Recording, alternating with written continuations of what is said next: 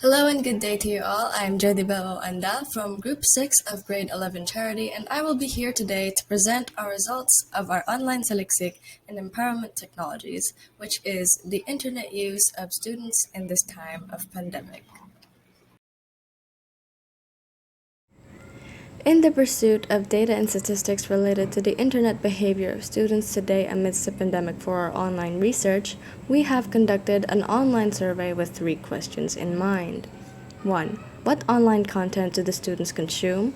2. How much time do they spend online? And 3. Are they at risk for internet addiction? So in this online survey, we had a total of 60 respondents, which means that 60 students participated in our survey, in which we based our data off from. In the last 6 months, has your internet use increased? This was the first question of our online survey.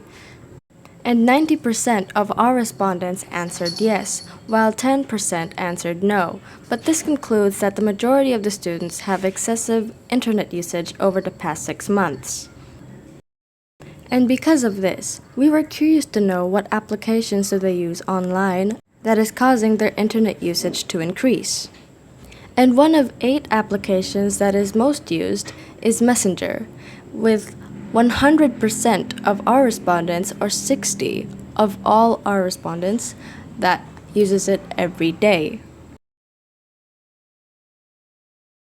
Twitter, with 43% of our respondents using it every day, 20% thrice a week, 8% twice a week, 15% once a week, and 13% that does not use Twitter. Instagram, with 42% of our respondents that uses it every day, 18% thrice a week, 20% twice a week, 13% once a week, and 7% of our respondents that does not use Instagram. Telegram, 15% uses it every day, 12% uses it thrice a week, 15% twice a week, 7% once a week, and 52% of our respondents that does not use Telegram. Mobile Legends, 18% uses it every day, 12% uses it thrice a week, 8% twice a week, 20% once a week, and 42% of our respondents that does not use Mobile Legends. Call of Duty, 20% uses it every day, 5% thrice a week, and another 5% twice a week, 8% once a week, and 62% of our respondents that does not use Call of Duty. Shopping applications, 17% uses it every day, 15% thrice a week, 17% twice a week, 33% of our respondents that uses it once a week, and 18% that does not use shopping applications. Web browser, with 60% of our respondents that uses it every day, 10% that uses it thrice a week, 13% that uses it twice a week, 12% once a week, and 5% that does not use web browser. And so with this, we were eager to find out how much time do they spend on these applications. So, we also asked what their time consumption was. In a day, what is the average time do you think you use your gadgets when online? And all 60 participants responded to this question, leaving only 1.7% who uses their gadgets for less than 2 hours, while the rest are the following: 2 to 4 hours, 10%, 4 to 6 hours, 23.3%, 6 to 8 hours, 20%, and more than 8 hours, 45%.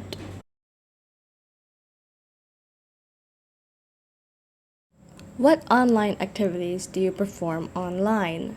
So most of our respondents, according to the results, watch videos, play games, scroll through social media, and communicate with family and friends, with producing digital media and online class being the least that they do when performing online activities in their free time. And this leads us to two questions. What is it that causes students to use the internet more? And how does this affect the students?